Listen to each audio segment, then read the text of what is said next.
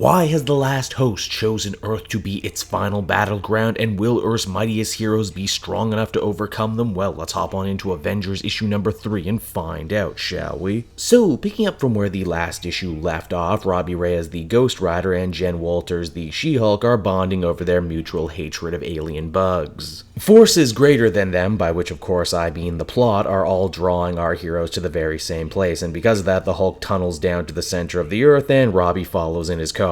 Would love to get a look at Ghost Rider's odometer sometime. I bet he's put some crazy miles on that thing. Now back in New York, Loki continues to gloat to the rest of the Avengers about his defeat of them. We also find out here that the God of Mischief isn't really so much on Team Final Host as he is felicitating their destruction that was going to happen one way or another. Bravely, Captain America tries to finish off the gambit that Captain Marvel had started in the previous issue, using a bunch of warp grenades to zap the bad guys to the center of the sun. Unfortunately, Loki uses his powerful magic to essentially justice block our heroes on this one. Steve ultimately did buy the good guy some time, but now he's Loki's prisoner. Being the good guy that he is, Cap tries to talk to Loki, saying that he's not always a bad guy. And maybe, just maybe, the good guy in him is willing to come out right now and help save Earth. Loki deflects, of course, saying that he's playing a much bigger game than any Earthman could ever possibly understand. And that if you hear the Dark Celestials tell it, which Loki absolutely can do, they're actually the victims in this scenario. They came to Earth a long time ago looking for help, only to get beaten up by Odin and his running buddies. Now Ghost Rider, good carpool mom that he is, manages to pick up Doctor Strange and Black Panther so everyone can all finally be together in New York to discuss what's gonna happen next. They all pretty much admit there's a lot about this situation they just straight up don't know. Thor is angry, believing that his father Odin lied to him, and he totally did. Because of that, he absconds with She-Hulk to go talk to Old One Eye. Iron Man and Captain Marvel are at each other's throats again. What else is new? Carol says that this is a cosmic matter, and as such, Alpha Flight will deal with it. Tony isn't exactly too sure. What Iron Man is sure about is that he doesn't trust this new Ghost Rider character here, and I mean, to his credit, would you trust anyone whose head was a flaming skull if you didn't know him? The Avengers all opt to do the Scooby-Doo thing, break up into smaller teams and attack this problem from different angles, while poor Robbie ends up getting stuck at the kids' table, but he's not going to let that slow him down. He takes some of the alien metal from one of the dead Celestials and gives it to his Hell Charger to try and track down, because his car is now also a Bloodhound. That is a power that Jason Aaron has invented, which again is not the case in his own series, but whatever. Now you might be asking yourself, what exactly is the final host plan for Earth? Are they just going to stand there and look menacing? No, they're going to crack the planet open, but from a very specific place in the Arctic. A place that, as Loki puts it, pretty much started everything for both the Avengers and the Dark Celestials. That place is called the Progenitor, the skeletal, decaying corpse of the original Celestial that came to Earth.